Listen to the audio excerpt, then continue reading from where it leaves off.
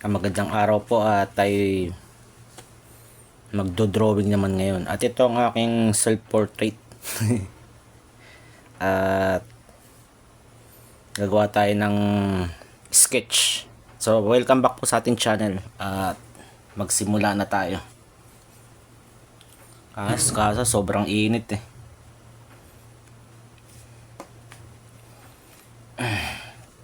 So, meron tayong ditong tissue para nagsusuka kasi yung ballpen. No?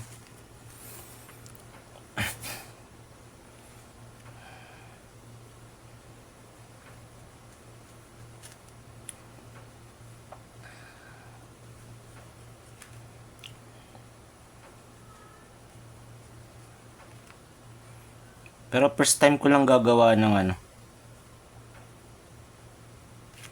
First time ko lang gagawa ng self-portrait.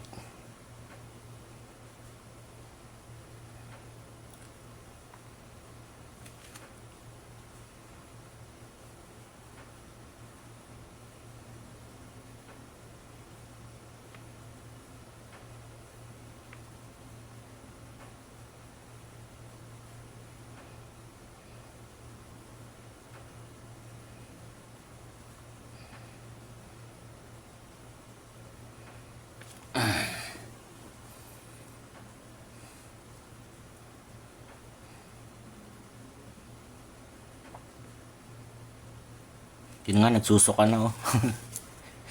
Kaya may tayo eh. May nakahandang tissue.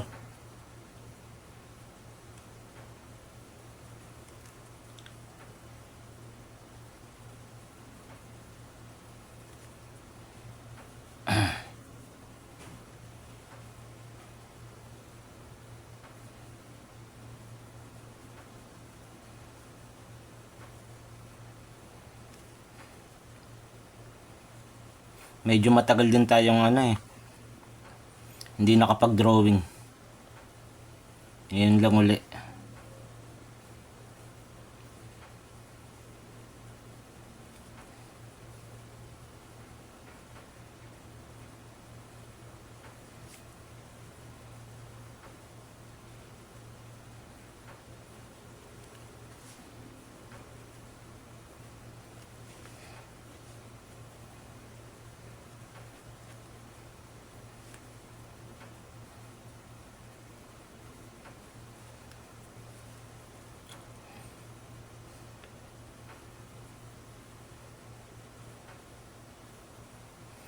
Susuka na yung ballpen natin.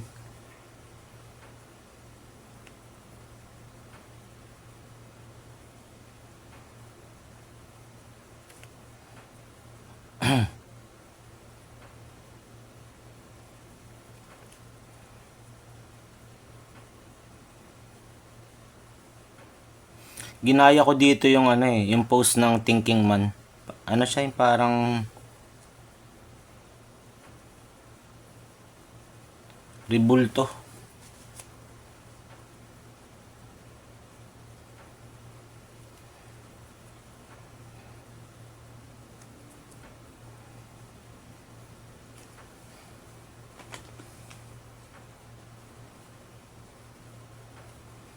Parang mahirap ang ko dito.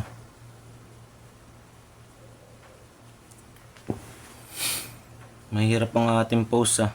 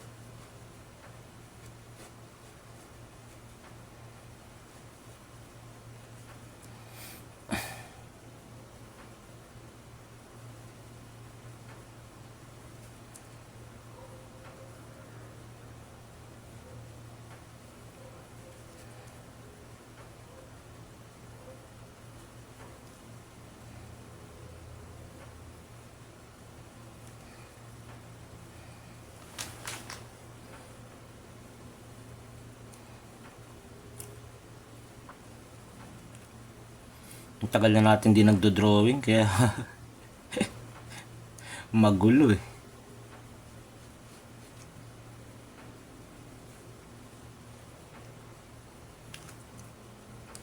Kaya hindi muna tayo naglapis ulit.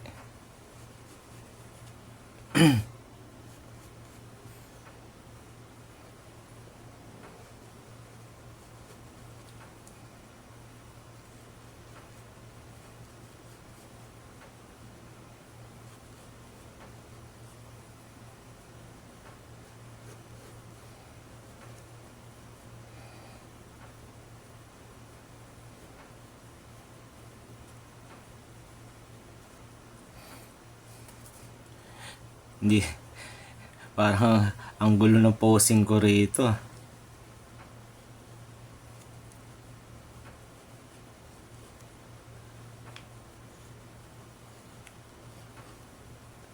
Wala akong makuhang model eh. Matagal na tong picture na to, siguro mga ano pa to.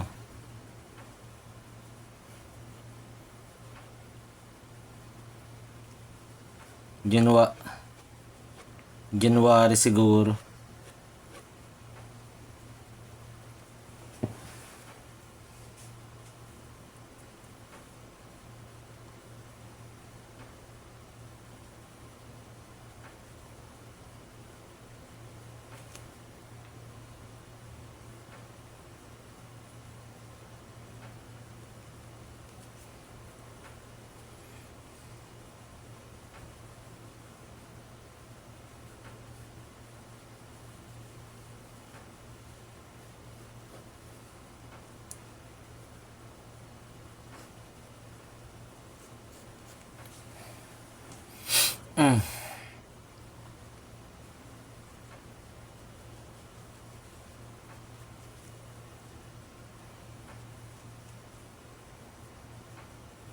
Saka ang haba na ng buhok ko pala dito.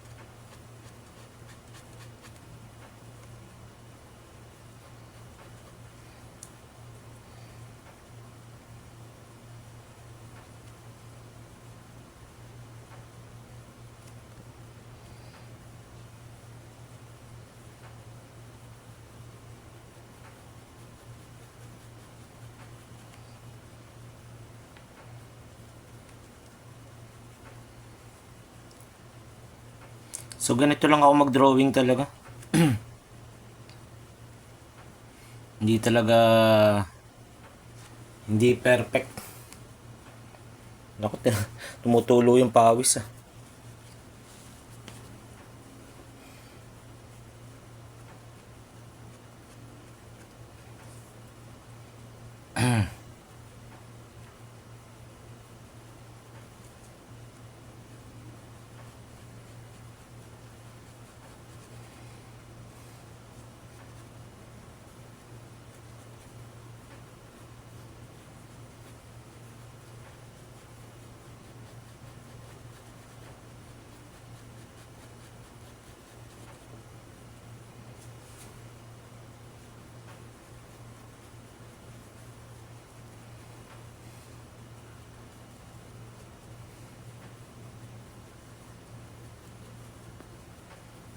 So mag-ano tayo, magko-cross hatching.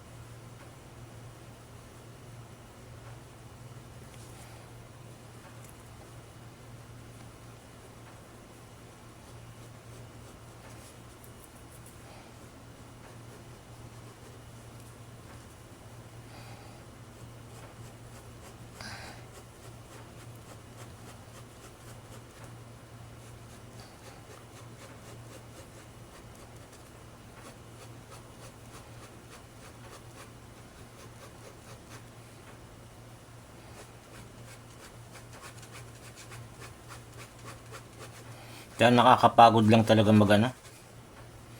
mag shading.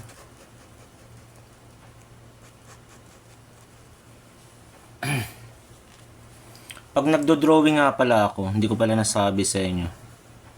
Meron akong timer. Madalas 15 to 30 minutes.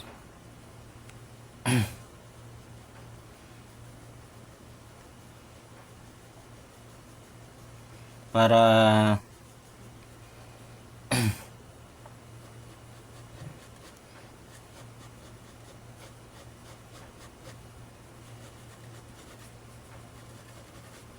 inorasan ko ang aking pag-sketch para nasasanay ako mabilis.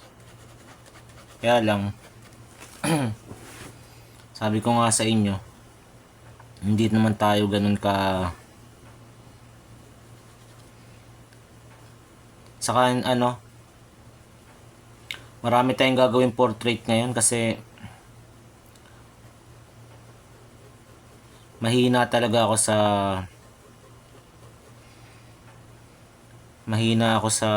sa portrait. Pero dati na nung una ako nagdo-drawing dati, talaga mahilig naman ako sa portrait nung time na yun. Tapos nahilig ako nung makakita ako ng watercolor. Mayroon kasi akong kaklase na pinahiram ako ng watercolor na libro.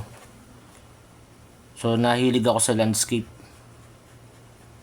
Kaya hindi na-improve yung aking hindi na-improve yung ating pag-portrait.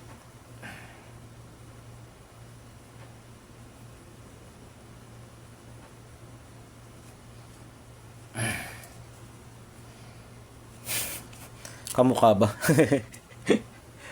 Ang kulit ng drawing natin Ang ginamit kong technique dito ay envelope. Ang tawag enveloping ata ang tawag na. Na ako sa Loomis method Hindi ko talaga magamay yung Loomis. Kahit anong aral ko.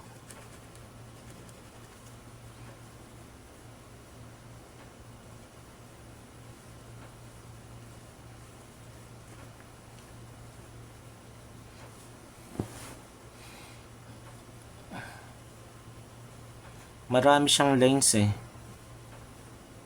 Kasi nga bonnet nga to, 'di ba? Pero i-simplified lang natin yung lines niya.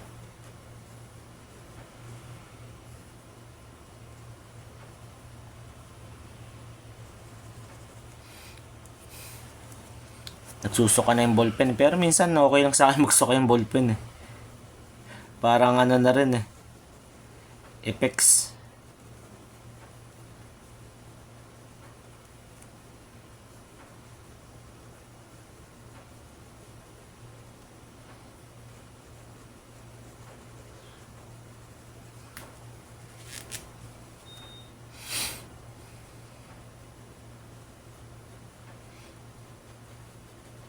Saka isa pa pala, maano ako mag-drawing talaga.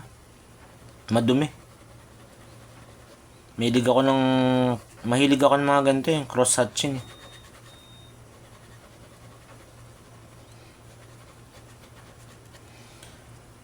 Ay.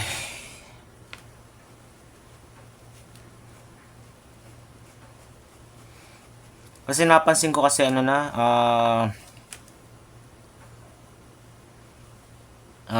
tawag doon, July na. So sabi ko kailangan muna natin mag-update ng drawing sa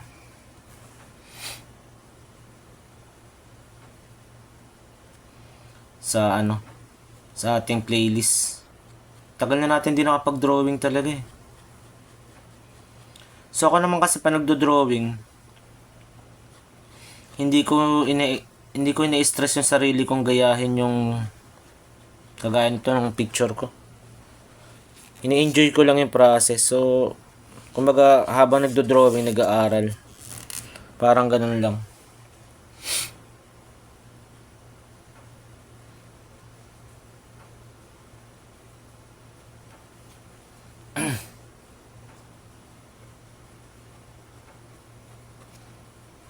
Ayan. Ganyan ako mag-drawing.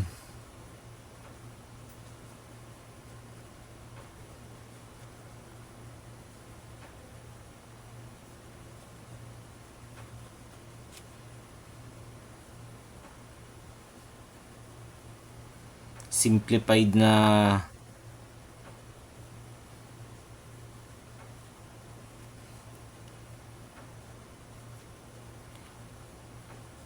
madumi.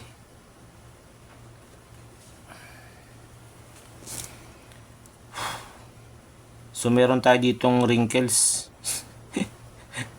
Parang ayaw lagyan ng wrinkles eh, no? Nakakatanda yung wrinkles eh. Ba't nga naman ilalagay, no?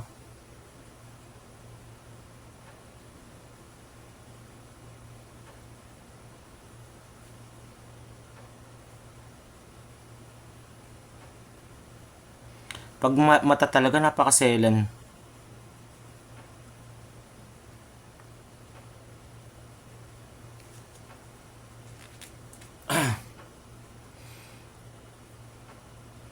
Hindi ko lang alam kung magugustuhan nyo yung ano ko eh. Art style ko, ganito talaga mag-drawing eh. Saka ano, hindi ako mahilig gumamit ng lapis. May ano pala tayo, bigote. Yan. So inaabot tayo ng 17 minutes. Siguro okay na to. Kasi parang ano eh. Teka. Ano lang natin dito. Ito kasi medyo madilim na lugar eh.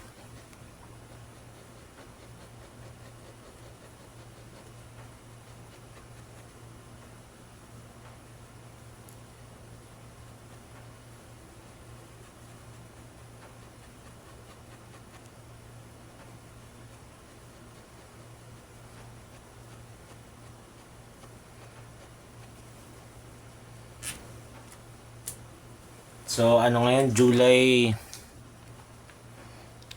Saka ang problema pala ano. Dahil nga ano, kagagaling ko lang sa trabaho.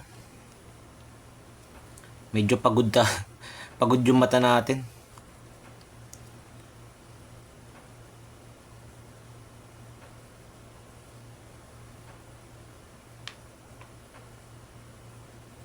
July 2026.